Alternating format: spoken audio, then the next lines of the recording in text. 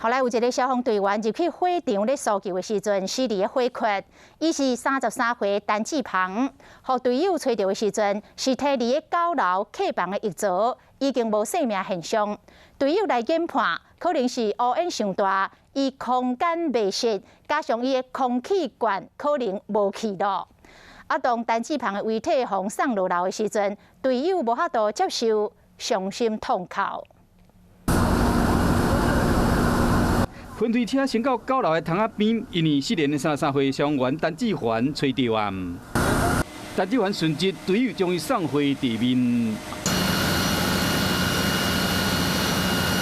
队友艰苦甲流目屎。伊被扛上救护车时，救护人员依然无放弃希望，一直甲做 CPR。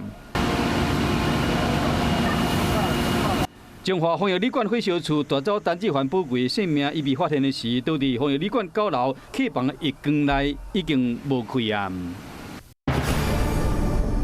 侧面得知啊，他上轨的缩水之后，因为进入那个浓烟区域，产生了迷失空间。他本来要选择一个场所待救，因为很不幸，他选择那一间隔离的房间，竟然没有窗户。 经过了解，消防队员接到指令，9楼需要搜救，所以讲派陈志环甲伊的队友去搜救。现场拢是乌烟，温度真悬。陈志环的队友敢若是受伤性铁是安怎？无派人去咧补。陈志环往生后，伊的爸母接到不幸的消息，透暝赶到现场。我有参加义消，他也有参加，结果毕业后呢，觉得那个消防不错，鼓励他去考。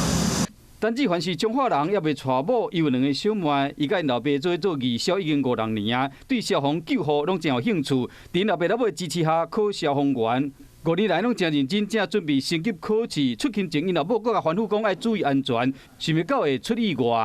他们的一些设备啦，真的要该给他们的就要给他们。之前就很多牺牲的都是这种原因。